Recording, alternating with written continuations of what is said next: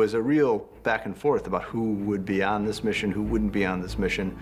The Dirty Dozen obviously came to mind. Everybody has a good reason to hate everybody else. I mean, it's definitely got that, you know, gathering together these kind of misfits. A bunch of our favorite characters, many of whom have never been on screen together, but who all find themselves at the end of the world for one reason or another. And so getting Tormund back in the picture, the Hound and Jon and Beric and Jorah, it's a fun group.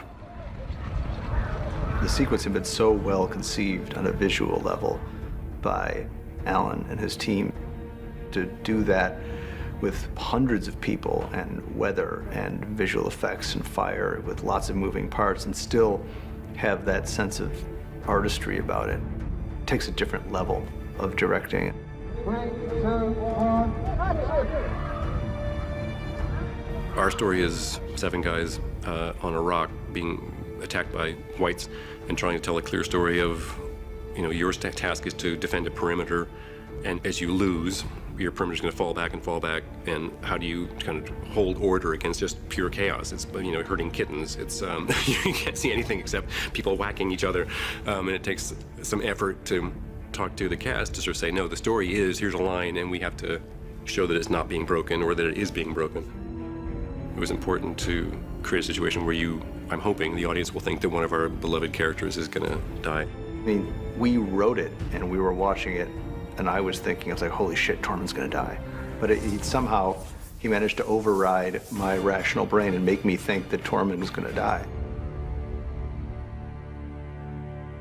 No matter how great your visual effects are or your art department and everything, there's just nothing quite like the real thing if you can find it. Iceland exists, and it's real, and it's cold as hell, and it's beautiful, and there's just nothing like having that reality on screen. It doesn't look like anywhere else. Half the time, it doesn't even look real, and I worry that people are gonna think the blues of those glaciers are some kind of cheap special effect. The more spectacular looking it is, the more difficult it is to shoot there. I think there's a sort of kick-bollock scrambleness to filming out here, where you have such limited daylight, and you have conditions which are like this or worse. It just gives it a sense of reality, you know? In the world of Thrones, it's great coming to these landscapes that just really kind of arc back in time and take you to something very, very brutal and barren. There's an extent to which nothing ever surprises you on this job anymore, but this, you still can't help but be impressed by this. I mean, it's nuts. You can't get to this location without literally monster jeeps. It's a hell of a way to go to work. The Icelandic technical crew for setting up the base camp have to have everything ready, and they have to do that obviously under cover of darkness. So the crew, when they arrive, everything is ready to go. When we're shooting on the glacier, everyone's got the crampons strapped onto their boots because otherwise you'll slip, and even with the crampons, we had a bunch of guys falling and banging themselves up, but luckily no major injuries this year.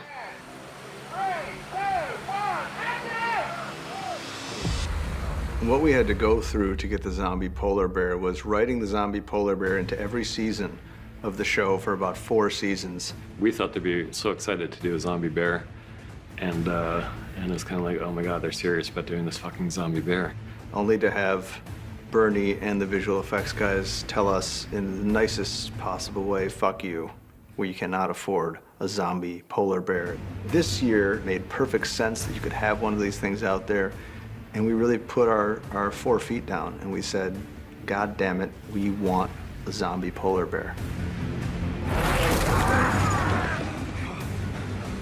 We looked at some of the beats, the way the polar bear in the previews that we got, how it spots the guy's way, how it picks someone up and shakes him around, and then we get our wires in and start rehearsing with guys using different methods to pull someone around and get the right body shapes and the right energy.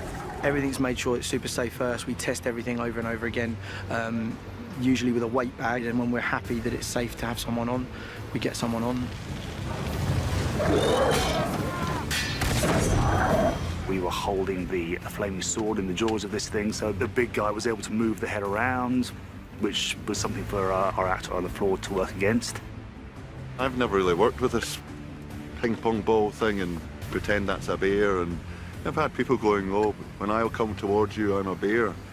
No, you're not. Your name's Toby.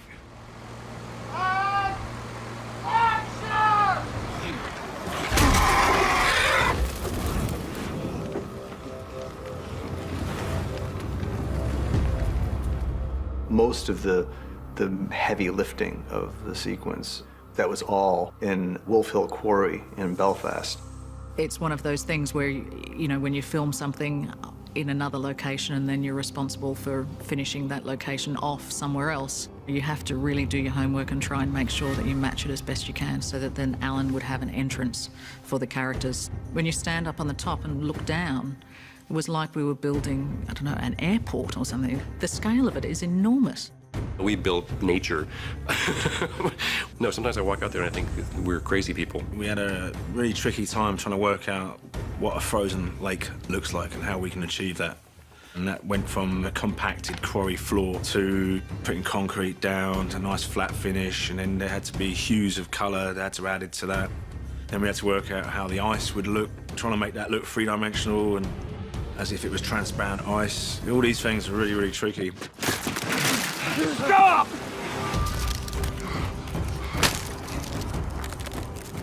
We paint the cliffs a little bit, and then we snow the cliffs a lot. 3,500 bags of snow through 6 machines with 15 guys. We're constantly redressing it and adding to it, and every day we have to scrape it off and start again the next day. And yeah, it's full on. It's a really cool set. Like it's an amazing set. They cemented a whole quarry to flatten it out to make it look like an ice lake. The amount of workmanship is incredible, and I mean, it really, we've had to run across that ice. It just looks so real, it's fantastic. I thought it was a real lake. Then I understood that they have made this for this sequence. Yeah, it blew my mind. This amount of people, and when the camera rolls, everything just sort of comes together at precisely the right time.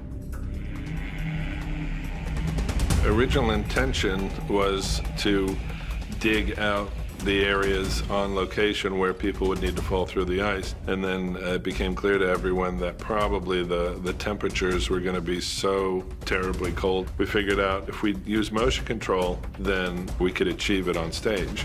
Where the whites fall for the ice, we're doing those as separate set pieces, and then building rigs to drop underneath the ice to take the weight of the actors and then allow them to drop through.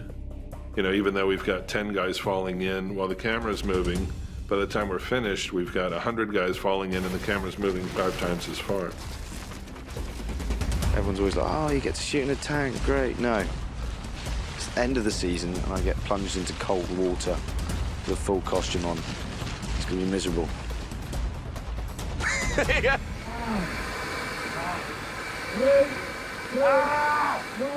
When you're in the middle of a fight, you need to have all your adrenaline on a maximum. So I had to be pumped up and ready in 5 to 10 seconds and then calm the fuck down very fast.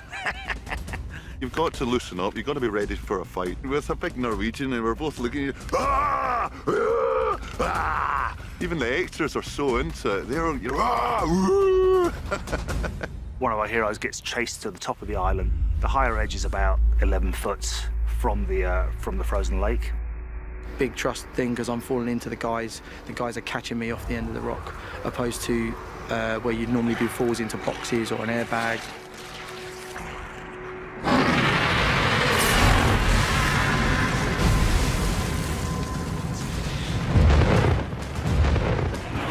Well, it's funny how times have changed. In season 2, the dragon was riding on Danny's shoulder, and now Danny's riding on the dragon's shoulder. And when Danny gets on and off the dragon, it's sort of like wheeling up the stairs to a 747. We've modeled the dragon and then laser cut this full-scale giant piece of polystyrene to create a section of the dragon's back that is living on the island at the frozen lake. I've got a bit of climbing to do on that contraption with a person on my shoulder. I just hope I can do it. Well, I've never flown a dragon before. I'm sure we'll be fine, just hang on. This year, things are a little bit beefier. We have a bigger motion base, we have a bigger buck. It's a lot harder, especially for Amelia. It's one thing to act in a room with somebody and to draw on your considerable resources as an actor. It's another thing to have a situation that's supposed to incorporate the same level of emotion, but You're in the most artificial environment you can possibly imagine. It's the opposite of walking in costume through Iceland. You know, the harder the challenge, the more I relish it. But this really, you're like, can I just even maybe have like, you know, like a screen with like clouds or something? Like, I've never flown on a dragon. And to just harness that power. Can you even imagine? The fire column slicing the ice, we wanted to make sure that it looked like a cutting torch, and it's exploding the ice, atomizing the ice immediately. So we worked with Sam's team again, and when you see it, you know, it really is awesome.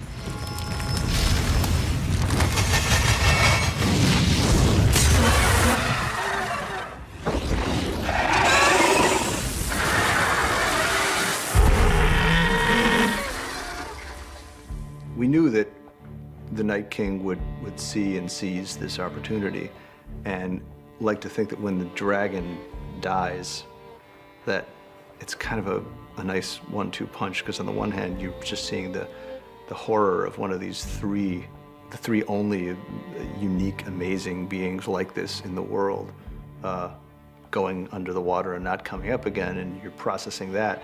Then you're processing something that's even worse, which is when it comes back out from under the water again. The eyes of the White Walkers and the Whites have been such a prominent feature of the show, and a lot of work has gone into the specifics of how the eyes look, and to see that hopefully iconic image at this point blown up to the size of, you know, a beach ball, that seemed like it was an inherently crowd-pleasingly oh shit moment for everybody.